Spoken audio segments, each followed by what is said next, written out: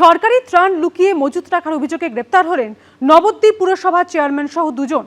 শুক্রবার রাতে পুরসভার চেয়ারম্যান এবং তৃণমূল নেতা বিমান কৃষ্ণ সাহাকে নিয়ে যাওয়ার সময় স্থানীয় মানুষ এবং বিজেপি কর্মীদের ক্ষোভ আছড়ে পড়ে তার বাড়ির সামনে। আর এদিকে ধৃতদের 7 দিনের পুলিশ হেফাজতের নির্দেশ দিয়েছে আদালত।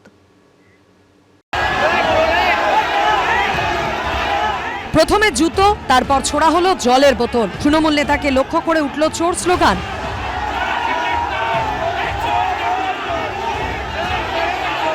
ত্রাণ সামগ্রী কাণ্ডে ধৃত নবদ্বীপ পুরসভার চেয়ারম্যানকে দেখে এভাবেই ক্ষোভ আছড়ে পড়ল শুক্রবার রাতে। সরকারি ত্রাণ সামগ্রী মজুত রাখার অভিযোগে নবদ্বীপ পুরসভার চেয়ারম্যান ও তৃণমূল নেতা বিমান কৃষ্ণ সাহা সহ দুজনকে গ্রেফতার করেছে পুলিশ।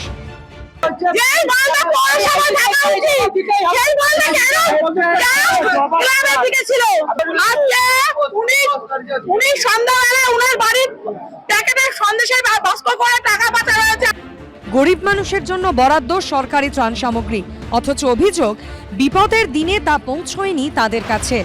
তার বদলে এই সবের ঠিকানা হয়েছে ক্লাব ঘর, যা ঠিক নবদ্বীপের পুরপ্রধান বিমান কৃষ্ণ সাহার ফ্ল্যাটের পাশেই। এক আধটা নয়, বস্তার পর বস্তা, ত্রিপল, কম্বল সমস্ত সিল করা। উপরে লেখা রিলিফ মেটেরিয়াল 2023-2024, যেন আস্ত ত্রাণের পাহাড়। এই ঘটনায় শুক্রবার ভোররাতে পুরপ্রধানকে নিয়ে যাওয়ার সময় বাড়ির সামনে তৈরি হয় তুমুল উত্তেজনা। তাকে বাড়ি থেকে নিয়ে যেতে গিয়ে হিমশিম খেতে হয় পুলিশ এবং কেন্দ্রীয় বাহিনীকে। আপনার নামে যে অভিযোগগুলো আছে এগুলো কি সত্যি? গ্রেফতার করলো কেন? গ্রেফতার করলো কেন? আপনি কি চুরি করেছেন? চুরি করেছেন আপনি? চুরি করল গ্রেফতার করলো কেন আপনাকে? অপ্রাসঙ্গিক কথা বললে আমি স্থানীয় বিজেপি নেতৃত্বের দাবি, তারা জানতে পারেন বিমান কৃষ্ণের ফ্ল্যাটের পাশের এই ক্লাব ঘরে সরকারি ত্রাণ সামগ্রী লুকোনো রয়েছে। এরপরই তারা খবর দেন পুলিশে। শুক্রবার রাতে ঘটনাস্থলে আসে নবদ্বীপ থানার পুলিশ এবং কেন্দ্রীয় বাহিনী।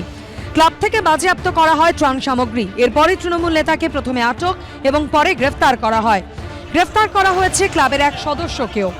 এখানকার লোকজন বলছিল যে স্পোর্টিং ক্লাব আছে যে বড়ালঘাটে, সেই স্পোর্টিং ক্লাবে প্রচুর পরিমাণে সরকারি ত্রিপল এবং শাড়ি, বস্তা বোঝাই করে কাগজপত্র, নথি এবং প্রচুর পরিমাণে, আমরা আশা করছি এখানে টাকাও ছিল।